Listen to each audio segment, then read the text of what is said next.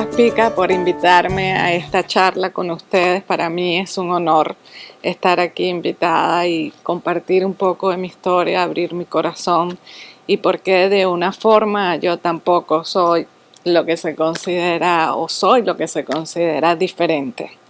Hace algunos años, aproximadamente 15 años atrás, comenzó una pérdida auditiva en mi vida, en un oído primero, luego en el segundo.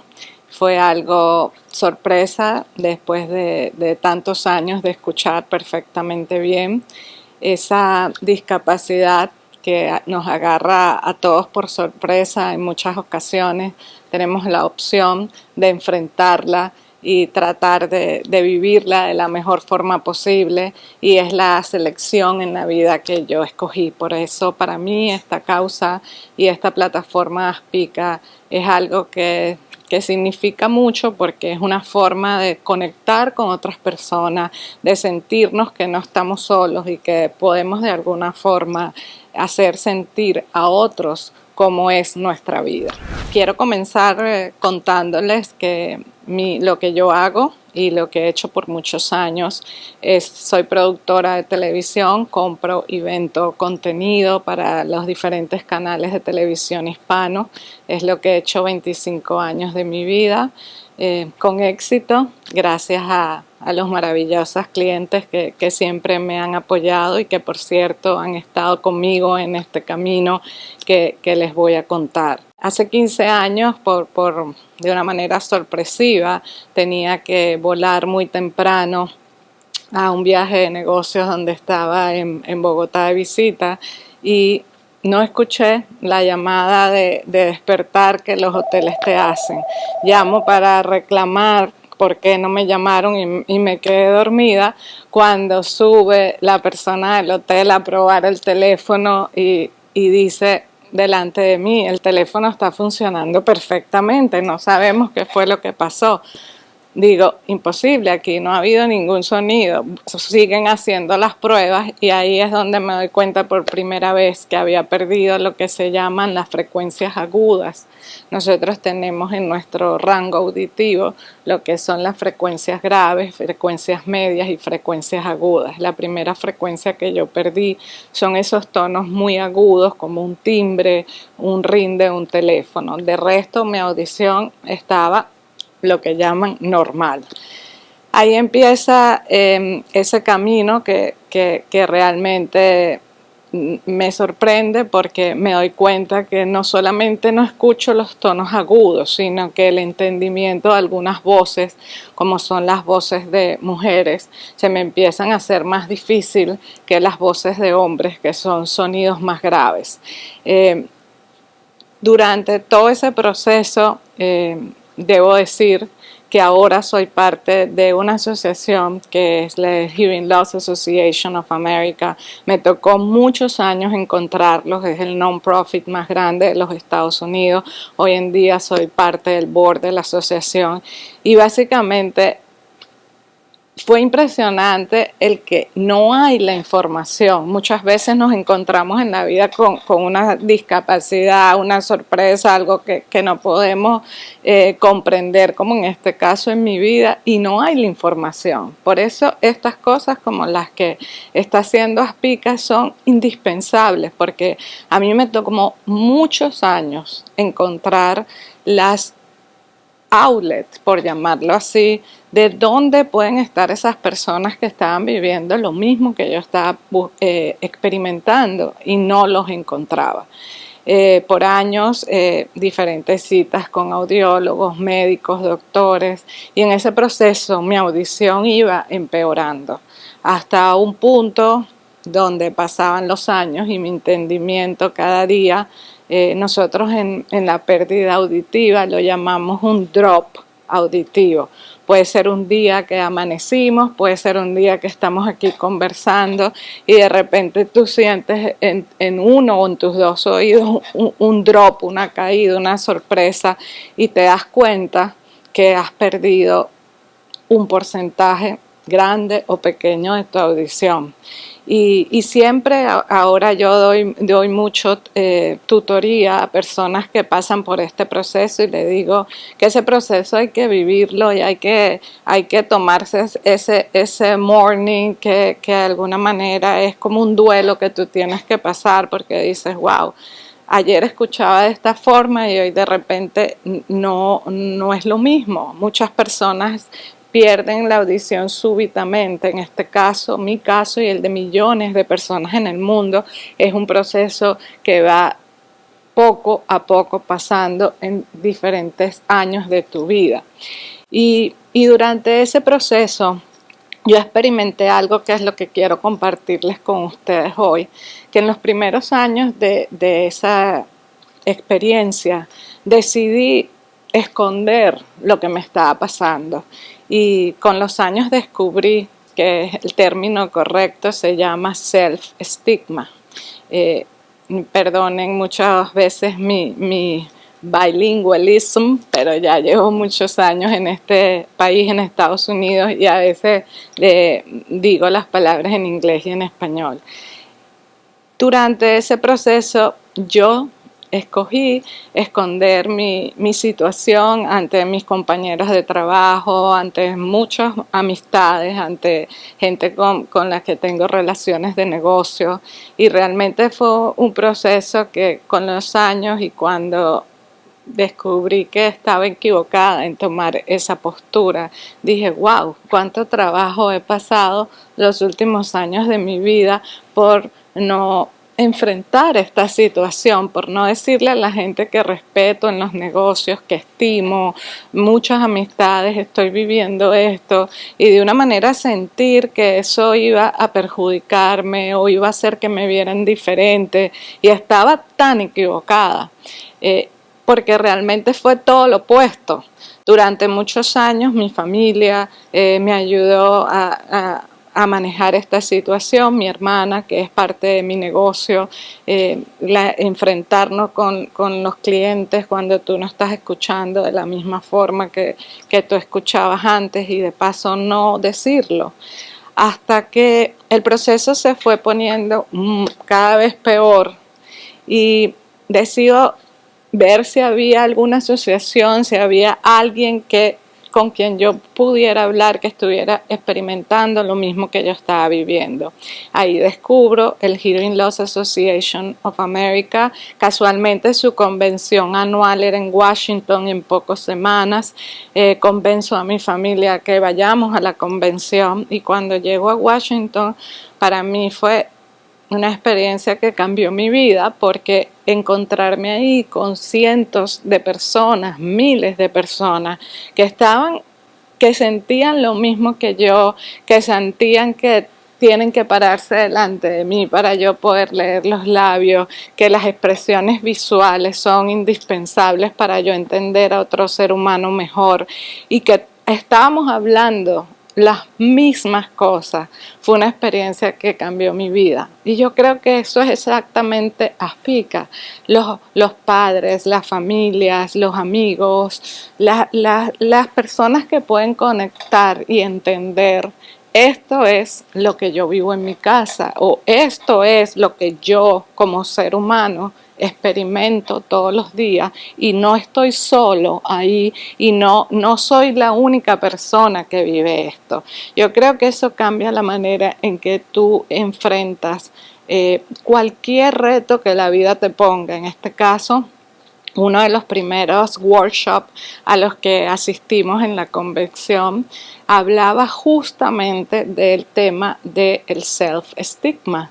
Y quien daba el curso hoy, una gran amiga, Holly Cohen, con la que he hecho un documental acerca de la pérdida auditiva años más tarde, es una de mis amigas más cercanas, hablaba cómo nosotros mismos nos ponemos esa idea mental de que si decimos lo que nos está pasando, va a ocasionar un cambio hacia peor en nuestra vida, cuando es todo lo contrario. Ese workshop, que duró 2 horas, cambió mi vida. Como 2 horas pueden cambiar tu vida.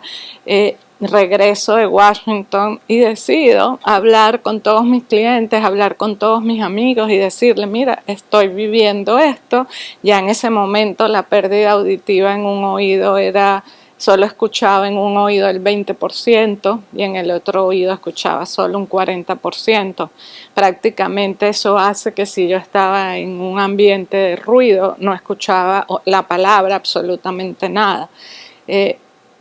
Y la respuesta fue para mí alucinante, o sea, de decir, wow, ¿cómo cuando yo simplemente le digo a una persona, mira, esto me pasa o necesito que me hables de frente porque yo necesito leerte los labios, por favor pronuncia un poco más lento o háblame con mayor claridad? Tantas cosas que estaban ahí, los recursos estaban ahí y de una manera mi vida cambió para bien. Pude enfrentar el explorar cambios que en ese momento tenía mucho temor de hacer. Estaba la posibilidad de un implante coclear, que era algo que sí, desde hacía 7 años yo era un candidato al implante coclear, puesto que mi pérdida era prácticamente lo que llaman un severe hearing loss. Pero el miedo de lo desconocido muchas veces es lo que te hace que no tomes las decisiones. Por eso, cuando tú conoces o sabes la suficiente información para tomar la decisión, la tomas con mayor seguridad y con mayor rapidez. Ahí empezó el proceso de mi implante coclear. Y lo primero que pedí a mi audióloga era conocer a alguien de mi edad que se hubiese hecho el implante. Para una cosa es siempre lo que te dicen los médicos y otra cosa es la realidad de lo que quieres en la vida o manejas en la vida.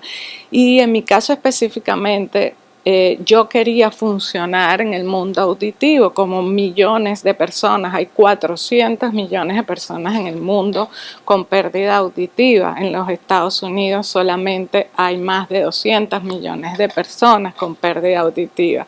Entonces somos muchos y simplemente no está muchas veces estamos asociadas como una enfermedad de la tercera edad, cuando no es así. Muchas personas jóvenes, muchas personas adolescentes que tienen que enfrentar este proceso. Empieza mi proceso del implante coclear en el primer oído y en esa visita que hago, a que pido conocer a una persona de mi edad, nunca olvido esta experiencia tan sencilla. Nos encontramos en un Starbucks, ella tenía un implante y cuando pedimos el café, dicen el nombre de ella se voltea a buscar su café y yo, hace tantos años que yo jamás podía ir a un Starbucks y escuchar cuando dijeran mi nombre, Roxana, en la taza del café, y simplemente el hecho de que esa persona estábamos de espalda y pudo escuchar su nombre, para mí inmediatamente, a veces un pequeño detalle puede captar tu atención y decimos, ok, let's talk, vamos a hablar y abrí ese simple hecho, hizo que yo abriera mi mente a la posibilidad de hacerme el implante. Efectivamente, aproximadamente 10 meses más tarde hice el primer implante auditivo en un oído. Es un proceso de rehabilitación que toma mucho esfuerzo, muchos meses. Tienes que volver a empezar a escuchar de una manera diferente, de una manera digital. Ya tu oído, tu cerebro no escucha como escuchaba antes, sino escucha como un Siri que te habla en el teléfono y tiene que empezar a procesar ese nuevo sonido. Y durante ese proceso me di cuenta de, wow, qué poderosa puede ser nuestra mente, qué increíble en ese proceso de rehabilitación. Y por eso en el caso de ustedes que son personas tan resilient, como digo yo, como cuando se proponen algo, siempre no descansan hasta que lo llevan a cabo. Y así es justamente este proceso que yo vivía. Y hay una parte donde podemos conectar, porque sinceramente el proceso, cuando tú recibes el implante, tú tienes que aprender los sonidos nuevamente y pasa un avión por encima de ti y tu cerebro no sabe qué es ese sonido. La persona que está al lado tuyo, tú le preguntas qué es eso que acabas de sonar y te dice, acaba de pasar un avión. Inmediatamente el avión vuelve a pasar en 1 hora, 2 horas al día siguiente y tu cerebro sabe que eso ya es un avión e inmediatamente pone el sonido en tu mente como tú sabes que antes sonaba un avión. Y ese proceso tan detallista, cuando lo llevas a millones de sonidos, una puerta, un timbre, cualquier cosa, las voces de las personas que tú conocías, tu cerebro cuando escuchabas, tú te das cuenta de que poderosa puede ser de verdad la capacidad de lo que podemos lograr con las herramientas que nos han dado. O sea, ¿cómo es posible que tú con solo decirle una vez a tu mente, tu cerebro, esto es esto, lo pueda transformar inmediatamente en el sonido que es? Y ahí yo siempre he sido una creyente empedernida del poder de lo que nos proponemos y el poder de la palabra. Cuando ahora que soy advisor o tutora de muchas personas que se hacen el implante, yo digo que la actitud con la que tú vas a enfrentar una discapacidad es lo que puede hacer que tú tengas éxito superándola o no. Hay personas que enfrentan este proceso del implante con un gran negativismo, no me va a funcionar, nunca voy a escuchar, nunca voy a ser la misma. Y eso se refleja en eso exactamente. No funciona igual, la persona no se recupera de la misma forma, a diferencia de esas personas que dicen, sí, lo voy a lograr, esto va a cambiar mi vida, voy a tener una vida productiva, una vida mejor, y eso se refleja en ese proceso igualmente. Entonces, somos diferentes, nos une esa diferencia y la única que yo les puedo decir es nunca desistir como yo lo hice.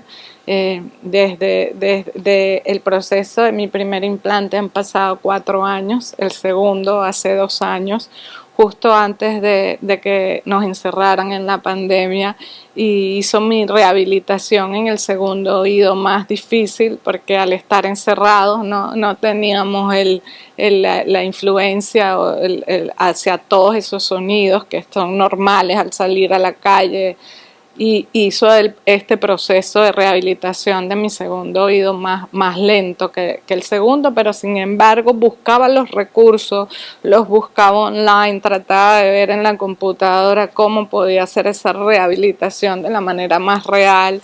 En mi casa ponía sonidos de fondo con el teléfono para simular que me encontraba en la calle y buscaba la fórmula de mejorar el proceso en la mejor forma posible.